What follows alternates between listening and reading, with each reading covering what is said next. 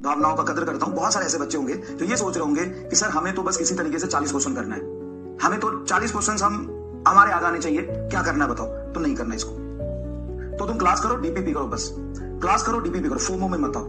पता है क्या होगा, 30 चैप्टर है। अगर बहुत सारे बच्चे जो ये गोल कर रहे हैं, ये गोल कर रहा है, बेटा सही तरीके से गाइड कर रहा हूं, देख समझ ध्यान से, तू एक काम करना, तू पढ़ रहा है ना, पढ़ रहा है ना, पढ़ रहा है, नीट के पिछले 20 साल के पेपर उठा के देखना कैसे सवाल आते हैं।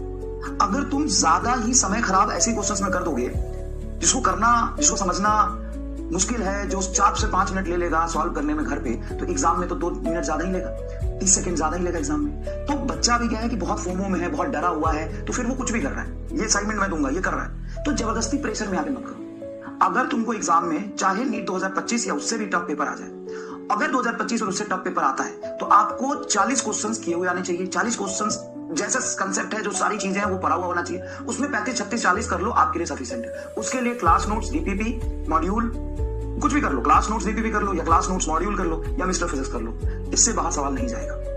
नीट 2025 का देख लो ना, नीट 2025 उसका क्या किया उसमें, तुमने बताओ, तुमने क्या किया उसमें? क्या उसमें 45 के 45 सवाल बच्चे करके आए, या उसमें 40 सवाल जो करके आए हैं वो टॉप 500 में आज भी हैं? बताओ ना, तुम बताओ। जो उसमें टॉप 500 कितने नंबर का है पता है तुमको? टॉप 500 कितने नंबर का है पता है? 615 पे, 20 पे, 615 20 पे टॉप 500 में रैंक है। 900 रैंक तो 601 नंबर पे है। 900 रैंक, टॉप 900 रैंक 601 नंबर पे है। मैं ये नहीं कर रहा हूं, मैं खुद दे रहा हूं ऐसे सवाल, मैं मना नहीं कर रहा हूं, मैं खुद ऐसे सवाल दे रहा हूं, ठीक है? आप सुन ध्यान से, 601 नंबर पर 900 रैंक है, लगभग 601 नंबर पर 900 रैंक है। अब 601 नंबर का मतलब क्या होगा? उसने 7-8 सवाल तो छोड़े होंगे फिजिक्स में, 8-9 सवाल तो छोड़ेंगे, कितने किए उसने? 36, फिर भी उसका कितना रैंक है? 900 रैंक।